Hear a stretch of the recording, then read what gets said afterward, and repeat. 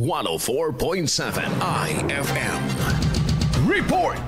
Mas pipiliin umano ng ilang residente sa island barangays ng Dagupan City ang pagsakay sa motorbangka kahit pa matapos ang konstruksyon ng itatayong Kalmay Bridge. Paliwanag ng ilang residente, ito na ang nakasanayan nila sa loob ng maraming taon at tiyak na mas mabilis dahil walang traffic. Ilang driver ng motorbangka naman ang kumpiyansa na hindi makakaapekto sa hanapbuhay ng mga ito ang pagpapatayo ng naturang estruktura sa maaring pagtangkilik ng mga pasahero sa ibang pampublikong transportasyon. Samantala, ilan naman ang nagpahayag na naniniwala sa kabutihan ng proyekto para sa mga mananakay at motorista sa pagpapabilis ng biyahe patungong Western Pangasinan. Isasagawa ang groundbreaking ceremony ng Kalmay Bridge sa darating na December 20.